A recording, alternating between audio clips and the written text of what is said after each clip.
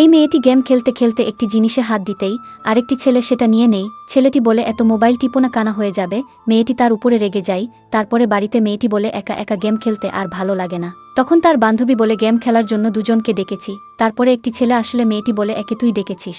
তারপরেই আরেকটি ছেলে আসলে মেয়েটি তাকে দেখে কিছু বলতেই তার বান্ধবী বলে, সে আমার ক্লাসমেট। তখন ছেলেটি বলে, আমাকে দেখেই সে ভয় পেয়ে গেছে। মেয়েটি তখন রেগে তাকে ঘুষি মারলে ছেলেটি বসাই সেটা তার বন্ধুকে লাগে। তারপরে তাদের গন্ডগোল হবে, ওই কারণেই তারা এক দলের হয়। এক সময় মেয়েটি গেমে মারা যাওয়ায় ছেলেটির ফোন নিয়ে খেলতে গেলে তাদের দুজনের চোখে চোখ পড়ে এবং ওই ছেলেটি এবং মেয়েটি শব্দ করাই তারা লজ্জা পায়। পরের দিন তারা সবাই মিলে একসাথে হোটেলে খাবার খেতে গেলে মেয়েটির এক্স বয়ফ্রেন্ড এসে বলে, তুমি দেখি আবার নতুন একটা জুটিয়ে নিয়েছ।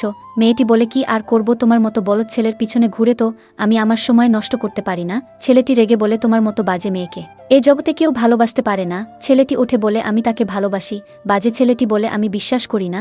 তখন ওই ছেলেটি তাকে টেনে নিয়ে কিচ করে। এটা দেখে সবাই অবাক হলে ছেলেটি বলে, এবার কি বিশ্বাস হয়েছে?